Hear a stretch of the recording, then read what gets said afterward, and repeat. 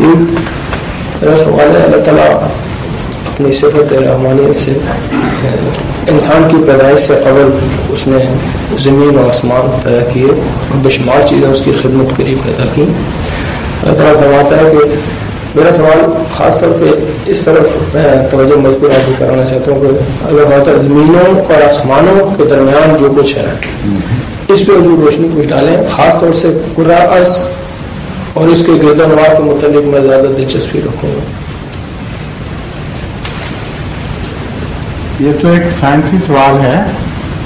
بیٹھیں، تشریف رکھیں. ایسے آپ کا ذہن صحیح فلائٹ لے گیا ہے ماشاء اللہ، اور عین آسمان و زمین کے درمیان جا کے ٹھہر گیا.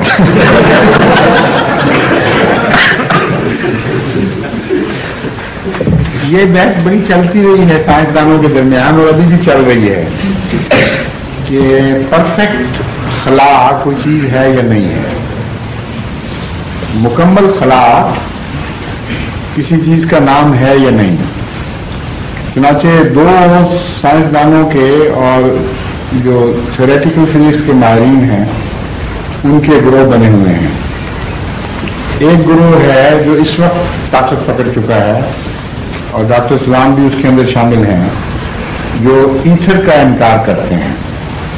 وہ کہتے ہیں کہ زمین اور آسمان کے درمیان، یعنی کرۂ سماوی اور زمین یا دوسرے کروں کے درمیان مکمل خلا ممکن ہے، اور شعاعیں جو حرکت کرتی ہیں یہ جس جگہ سے روانہ ہوتی ہیں وہاں سے اپنی طاقت، اپنا رزق لے کر ساتھ چلتی ہیں، اور بیچ کی کسی فضا کے نتیجے میں، اس کی لوچ کے نتیجے میں حرکت نہیں کرتی. جبکہ ایک بڑا گروہ سائنسدانوں کا جو پہلے بہت زیادہ کمی تھا اب کچھ کمزور پڑا ہے، لیکن ابھی تک بڑے بڑے صاحب علم لوگ ان میں شامل ہیں، وہ یہ کہتے ہیں کہ یہ ناممکن ہے کہ کوئی ویو، کوئی لہر کسی میڈیم کے بغیر حرکت کرے، کیونکہ لہر فی ذات ہی کسی چیز کا وجود نہیں بلکہ ایک وجود کی صفت کا اظہار ہے. مثلا جب آپ کپڑے کو حرکت دیتے ہیں اور ایک لہر پیدا ہو رہی ہے، یہ پیدا ہوئی، یا پانی میں روڑا مارتے ہیں تو ایک لہر پیدا ہوتی ہے، یا بولتے ہیں تو آواز میں ایک لہر، حرکت نہ ہوا میں ایک لہر پیدا ہوتی ہے. تو وہ سائنسدان کہتے ہیں کہ یہ لہر فی ذات ہی تو کوئی چیز کسی چیز کا نام ہی نہیں ہے. یہ تو یا کپڑے کی حرکت کا نام ہے، یا پانی کی حرکت کا نام ہے، یا ہوا کی حرکت کا نام ہے، کسی میڈیم کی حرکت کا نام ہے، اور ایک خاص طرز پر ایک معین رخ پر اگر وہ حرکت ہوتی ہے، ایک خاص انداز پر وہ حرکت ہوتی ہے اور اس میں ایک ردم پایا جاتا ہے، تو اس کو ہم ویو کہہ دیتے ہیں، لہر. اس لیے شعاعیں بغیر کسی میڈیم کے بیچ میں سے کیسے حرکت کر سکتی ہیں اور پھر واپس کیوں آتی ہیں. واپس آنا تو بتاتا ہے کہ جس طرح پینڈم گھومتا ہے یا الاسٹیسٹی کے نتیجے میں، لوچ کے نتیجے میں ویو پیدا ہوتی ہے، ادھر گئی وہاں سے دھکا لگا واپس آئی، یہ حرکت یا نہیں، اور چیز دبنی شروع ہوئی، اٹھنی شروع ہوئی، اس کا نام ویو ہے. بہرحال دونوں طرف کے سائنسدانوں کی بحث جاری ہے، اور جو گروہ کہتا ہے کہ کوئی درمیان میں چیز نہیں ہے زمین اور آسمان کے درمیان، ان کی ایک دلیل یہ ہے کہ اب تک ہم نے جتنے تجربے کیے ہیں ایڈوانس، ان میں ہمیں ایتھر کا کوئی نظر نہیں آتا. اگر اس پہلو سے دیکھا جائے تو قرآن کریم اس گروہ کی تائید میں گواہی دے رہا ہے، اور بعض لوگ یہ پوچھتے ہیں کہ پہلے بتاؤ، بعد میں جب چیزیں ظاہر ہو جاتی ہیں تو پھر کیا دیتے ہو کہ قرآن کریم نے بتایا ہوا تھا. یہ ان میں سے ہے جو ابھی ظاہر نہیں ہوئی، جس کی حقیقت ابھی تک سائنسدان آپس میں طے نہیں کر سکے. لیکن مجھے یہ یقین ہے کہ ایک وقت آئے گا جب سائنسدان مجبور ہو جائیں گے، وہ سائنسدان ابھی بھی ہیں ایسے مان رہے ہیں، یہ صرف کوئی اٹکل پچو نہیں ہے سائنس کے مقابلے پر، بلکہ چوٹی کے سائنسدانوں کا چوٹی کے سائنسدانوں سے مقابلہ ہے. وہ مجبور ہو جائیں گے یہ ماننے پر کہ ایتھر ہے. اب آئنسٹائن کوئی معمولی سائنسدان تو نہیں، جد امجد کہلاتا ہے نئے دور کا، اور وہ بھی اس بات کا قائل تھا کہ ایتھر ہے. نیوٹن اس سے پہلے دور کا جد امجد تھا، وہ بھی اس بات کا قائل تھا کہ ایتھر ہے. تو یہ ہم کوئی فرضی قصے یا مذہبی محاورے سائنسدانوں کے منہ پہ نہیں مار رہا ہے، بڑے چوٹی کے بلکہ عظیم ترین سائنسدانوں کی باتیں ہیں جو قرآن کی تائید میں ہیں، وہ ہم ان کے مقابلے پر پیش کر رہے ہیں. اس لیے سیٹل نہ ہو بے شک ابھی تک، لیکن آئندہ بھی سیٹل ہو جائے گی بات. تو اس پہلو سے بھی زمین و آسمان کے درمیان ایک وجود ہے کوئی جو ایتھیریل ہے، اتنا لطیف ہے کہ ہم ابھی تک اس کی کنوں کو پا نہیں سکے. اور ایک اشارہ قرآن کریم کا اس کی طرف ہو سکتا ہے. ایک اور لحاظ سے اس کا مطلب یہ بن سکتا ہے کہ زمین و آسمان کے درمیان جو سائنسدان ایتھر کے ممکن ہے، ویوز تو بہرحال مانتے ہیں نا، اور ہر وقت ایک توانائی موجود ہے جس نے سارے جگ کو بھرا ہوا ہے. ایک ذرہ بھی ایسا نہیں ہے جہاں وہ توانائی موجود نہیں. اور اس کا جو غالباً 4 سیلسیس اس کا ٹیمپریچر ہے، کیلوین اس کا ٹیمپریچر ہے توانائی کا، یعنی پیمانہ اس کا یہ ہے. اور یہ وہ توانائی کہتے ہیں جب وہ کائنات وجود میں آئی تھی 14 بلین سال پہلے، اس وقت جو دھماکہ ہوا تھا اس کی قوت ساری جگ کو بھرا ہوا ہے، اور ہلکے ہوتے ہوتے ابھی تک بھی ہر جگہ موجود ہے وہ قوت. تو خدا تعالیٰ جب یہ فرماتا ہے قرآن کریم میں کہ زمین اور آسمان اور جو ان کے درمیان میں ہے، تو اس زمانے کے انسان کے تو وہم گمان میں بھی نہیں آ سکتا تھا کہ بیچ میں ضرور کوئی چیز ہوگی. تو یہ چیزیں تو ثابت شدہ ہیں نا کہ توانائی کی بعض شکلیں بیچ میں موجود ہیں. اور پھر دوسرے سیاروں سے جو روشنیاں آ رہی ہیں، جو ریڈیو کی توانائی ظاہر ہو رہی ہے، جو اور قسم کی گاما ریز یا ایکس ریز کی توانائی ظاہر ہو رہی ہے، وہ ساری توانائی جس نے جگ کو بھرا ہوا ہے. ایک بھی حصہ ایسا نہیں جگ کا جس میں کچھ نہ کچھ ہو نہیں رہا. روشنیاں ہیں وہاں جو آپ کی آنکھ نہیں دیکھ سکتی، لیکن خدا تعالیٰ نے جس آنکھ کو طاقت دی ہو وہ دیکھ سکتی ہے، آلے سے اس کو روشنی میں تبدیل کیا جا سکتا ہے.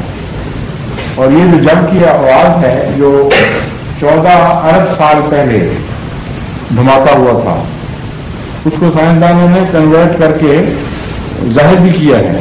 چنانچہ جو ہندوستان میں بادام پوشوں کے ساتھ ہے نا، پلیٹین کیا کہتے ہیں اس کو، پلانیٹوریم میں وہ پہلے دکھایا کرتے تھے، وہ آواز زوں زوں زوں زوں کر کے سارا حال بن جاتا تھا.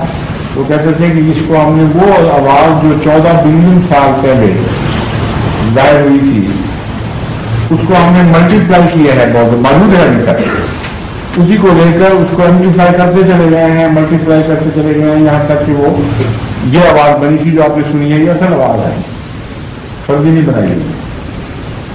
تو سائنسدان ان حقیقتوں کو پانے لگ گئے جو آج کے سائنسدان جو قرآن کریم نے بیان کی ہیں پہلے سے. ایک یہ بھی ممکن ہے کہ ان کے درمیان جو میٹیور ذرات کئی چیزیں گھومتی پھر رہی ہیں، ظاہری معنی موٹے معنوں کی حیثیت بھی ممکن ہے. پھر خدا تعالیٰ کی مخلوق کی شکلیں بہت سی ہیں جن تک ہماری رسائی نہیں. یہ جو متفرق سطحیں ہیں وجود کی، ان تک ابھی انسان پہنچا ہی نہیں.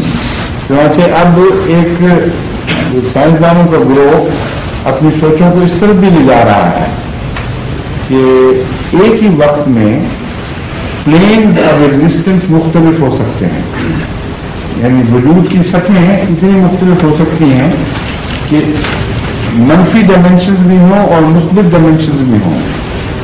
چنانچہ بعض سائنسدانوں نے یہ کہنا شروع کیا ہے کہ جب بلیک ہول کے ذریعے ایک کائنات ڈوب جاتی ہے اور غائب ہو جاتی ہے، اور شکر کر ایک ذرے میں سورج اور ستارے یہ سارے مل کے بھی سکڑتے ایک طاقت کے ذریعے اتنے سکڑ سکتے ہیں کہ ایک جگہ جا کر وہ ساری توانائی سکڑ کے غائب ہو جائے. اس کو وہ بلیک ہول کہتے ہیں، یعنی اندھیرا سوراخ جس میں ہر روشنی، ہر توانائی، ہر طاقت ڈوب جاتی ہے. سائنسدان کہتے ہیں کہ یہ بھی اب ہم سوچ رہے ہیں کہ ہو سکتا ہے اس سے دوسری طرف ابھر بھی آئے ہوں بسان، ایک طرف ڈوب کے اسی جگہ کسی اور شکل میں ابھر آئے ہوں اور ہمیں پتہ نہ ہو، کیونکہ ان کا پلین مختلف ہو گیا ہے، ان کی ڈائمینشن بدل گئی. عجیب و غریب تماشوں میں سائنس داخل ہو چکی ہے کہ تعجب پر تعجب پیدا ہو رہا ہے جو انسان سوچ نہیں سکتا، اس کا دماغ کنسیو نہیں کر سکتا. یہ چیزیں بھی ہو سکتی ہے. اللہ تعالیٰ کے جو کام ہے وہ تو بڑے عجیب ہیں. اس لیے بیچ میں اور کیا کیا ہے یہ ہم جانتے نہیں. جب آئندہ زمانے میں ممکن ہے انسان خدا عطا فرما دے تو نئی چیزیں بھی دریافت ہو رہی ہیں، کچھ اور بھی ہیں بیچ میں. حضرت مسیم علیہ السلام نے لکھا ہے کہ فضا کا ایک ذرہ برابر جگہ بھی اللہ کی مخلوق سے خالی ہے. بالکل السلام نے بھی اسی تشریح میں فرمایا ہوگا کہ فضا کا، کائنات کا ایک ذرہ بھی ایسا نہیں جو خدا کی مخلوق سے خالی ہو. معافی سماوات جو ہے باہر موجود ہے. گلیکسی کی کریشن پہ جو بحث کی ہے سائنسدانوں نے، اس میں وہ پہلے جو والیوم بتاتے ہیں اتنی زیادہ ہے ہائیڈروجن کی جو خرچ ہوتی ہے. پھر وہ کہتے ہیں کہ ہائیڈروجن کی پاپولیشن جو ہے 1 ایٹم پر کیوبک انچ. اتنی بڑی گلیکسی بننے کے بعد بھی اس میں فرق نہیں آتا.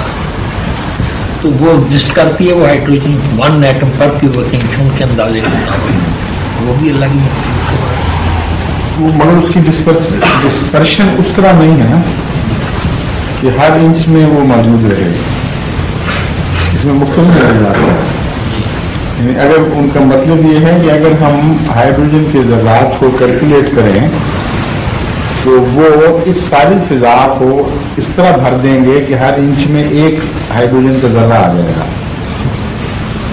اس کے باوجود پھر خالی جگہ رہ جائے گی نا کچھ، کیونکہ ایک ذرہ ہائیڈروجن کا 1 انچ میں اتنا چھوٹا ہے کہ اگر یہ ساری زمین آپ تصور کر لیں اور اس کے مقابلے پر ایک چھرا رکھ لیں تو وہ چھرا بھی اس ہائیڈروجن کے ذرے سے زمین کے مقابلے پر بڑا دکھائی دے گا. یعنی ہائیڈروجن کے ذرے کا حجم اتنا چھوٹا ہے کہ اگر ساری زمین کو چھروں میں آپ سمجھ لیں اور ایک چھرا ساری زمین کے مقابلے پر رکھیں، مثلا BB کا یا SG کا چھرا لے لیں موٹا کوئی، تو یقینی طور پر ہائیڈروجن کا جو ذرہ ہے وہ ایک قطرے میں اس سے کم جگہ گھیر رہا ہے. 1 انچ میں جو آپ کہہ لیں اس سے یقینی طور پر کم جگہ گھیرتا ہے. تو پھر تو یہ ہوا کہ استثناء ہو گیا وجود اور خلا قانون عام ہو گیا. اس لیے یہ لازماً کوئی ایسی شکل ماننی پڑے گی وجود کی جس سے کوئی جگہ خالی نہ ہو. یعنی یہ نہیں کہ ہر جگہ پھیلا ہوا وجود موجود ہے، بلکہ کوئی اٹینویٹڈ چیز ہے جس کو ایتھر ٹائپ کی ایک ایسی چیز جو مادے کی آخری شکل ہے لطافت میں، اور اس کے آگے جا کے پھر ایک اور روحانی شکلیں ایسی پیدا ہو جاتی ہوں گی. بہرحال ہمیں یہ پورا علم نہیں ہے لیکن امکانات ہیں صرف.